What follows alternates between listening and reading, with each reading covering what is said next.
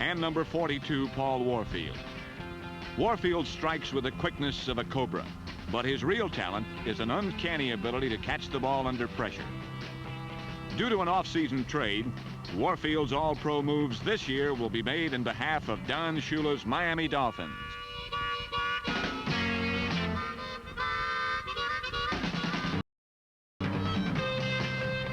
The Browns tore up the Century Division with a quick striking offense and a defiant team attitude that challenged every opponent. In rain-drenched Dallas, the Browns met the Cowboys for the Eastern Conference title, and Dallas knew right away it wasn't their day.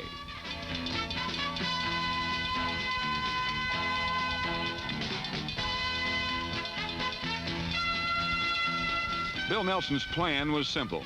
He drove the Browns downfield with passes over the middle to his talented receivers, and then used his running backs to power over for scores.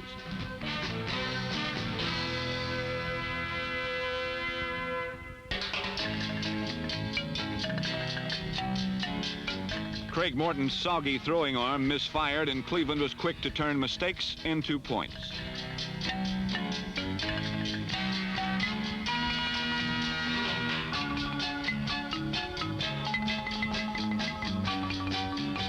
Cleveland pounded out a 38-14 victory over the Cowboys and won the right to meet the Western Conference winner for the NFL championship.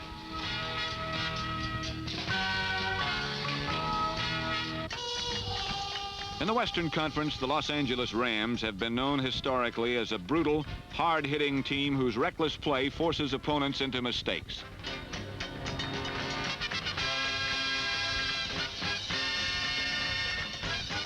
The Rams' physical character reflects the style of their leader, Roman Gabriel.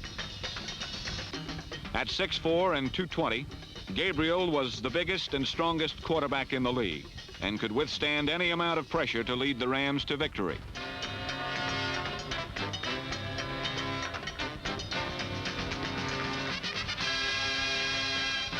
Gabriel's rambling style led the Rams to the Coastal Division title, and he received Pro Football's Academy Award as the most valuable player.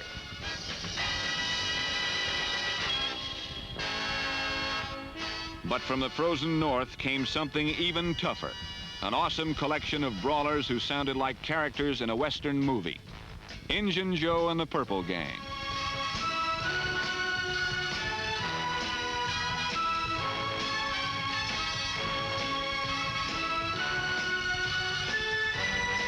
The Minnesota Vikings were a savage band who tore apart their opponents en route to 12 straight victories and were led by a gutsy quarterback, Injun Joe Cap.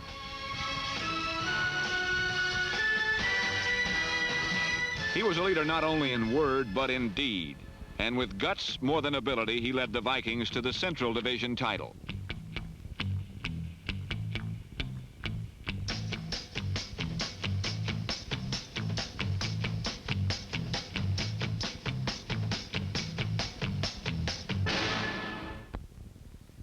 In cold, frozen Minnesota, the Vikings and Rams met to decide the Western Conference Championship.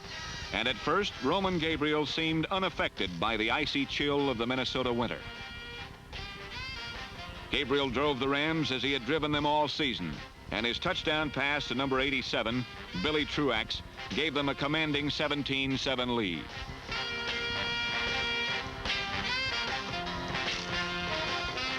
But Joe Cap is toughest with the odds against him. He is a gambler. By air and by land, he led the Vikings in a come-from-behind effort.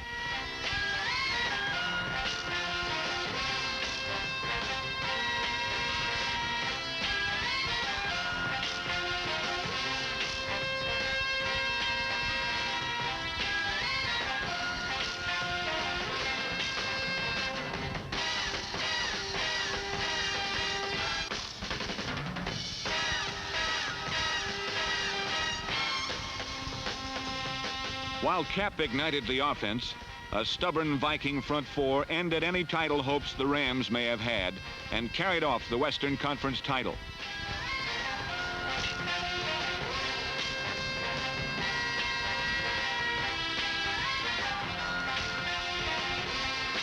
Once again, the fire and fury of the Vikings had proven supreme, and the 23-20 victory gave Minnesota the chance to meet Cleveland for the NFL championship.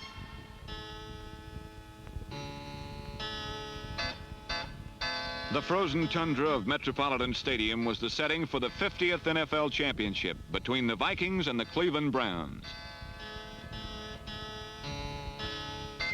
The two teams had met earlier in the season, with the Vikings scorching the Browns 51-3. On this bitterly cold day, the only things that remained warm were Joe Kapp's throwing arm and a grudging Viking defense that allowed Cleveland only one touchdown all afternoon.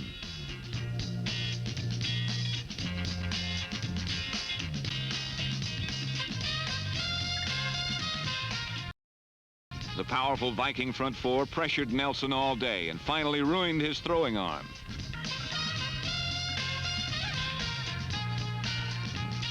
The Browns were dead, and like a vulture, Joe Kapp moved in to picket their remains. The Vikings made their bid for their first NFL championship in dramatic fashion, as Gene Washington's incredible receptions moved the ball downfield. For Minnesota, it was a day when everything seemed to work. In typical Joe Kapp style, a broken play became a touchdown.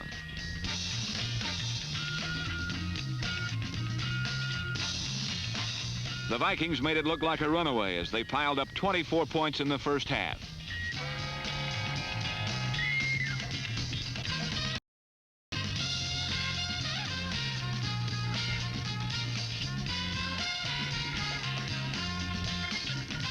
The team that had waited 9 years for a championship became the first expansion team ever to win an NFL championship as they trampled the Browns 27-7.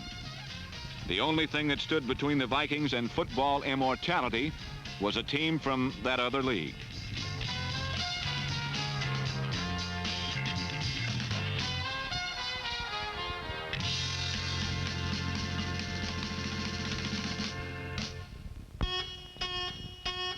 New Orleans, January 11th, 1970, the Super Bowl. As Kansas City's Len Dawson walked the field before the game, he reflected on what he had suffered to get there. He had suffered more injuries than a normal man could endure, but he also felt the pain of a forgotten man. 14 years before, Len Dawson had been a #1 draft choice in the NFL, but was rejected because they said he wasn't good enough. Now he was back to haunt them, and this was his revenge. He spoke for all those who had been rejected by the NFL. He spoke for Don Maynard, Ben Davidson, Jack Kemp, and others.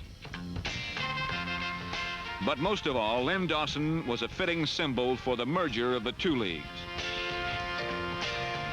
He represents the determination and courage the AFL showed in its 10-year climb to football equality.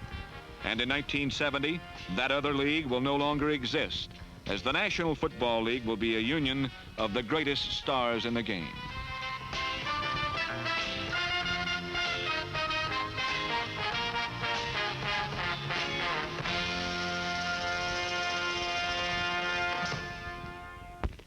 The world champion Super Chiefs, and what better way to start a new year than a replay of last year's Super Bowl? I have to ask you, Tom, who you're picking. Well, I think Hank Stram sends the Chiefs into a ball game better prepared than any team in pro football. And I think Lenny Dawson knows what he can and can't do as well as any quarterback. I'm going to have to go with the Kansas City Chiefs until someone beats the champion. I think they're a great football team. Minnesota's had a good preseason. Gary Quazzo's looked particularly good, and the Minnesota defense is always to be reckoned with. It's always good, and they're stunning more than ever. And perhaps championships are won with defense rather than with offensive quarterbacks. But this is a classic battle, and of course, neither team will give an inch. And I guess there would be some revenge in store here, too. I would think so. Let me just get it straight now. You're picking Kansas City? I'm going with Kansas City. Now, okay. Pat, last year, and I don't want to bring this up, but I must, you picked Dallas to go all the way to the Super Bowl. You had to bring it up, huh? I still think, Tom, that Dallas has got some of the great talent in this professional game. I think probably if you just go strictly on ability, that Dallas ranks right up with the best of them, Kansas City, Minnesota, whoever you might pick. They're a great football team. I don't know what's missing, but again, I think they're going to be good. What do you feel about the first meeting between Cleveland and the New York Jets? Well, this has to be one of the great rivalries that's going to be building up through the years. The Browns will go with the NFL-type zone defense, and I think the Colts will bear me out. Joe Namath can really rip up a zone. So I would say Cleveland has to play one of their better games to beat the Jets. So who are you picking? I'll go with the Cleveland Browns. I'll go with the Jets. I've seen them a couple of times in preseason, and they are a good football team with or without Namath. They've got a lot of talent, too. All right, Pat. At any rate, we'll be back here to show you what happens next week. I'm Tom Brookshire. And I'm Pat Summerall, and we'll see you next week.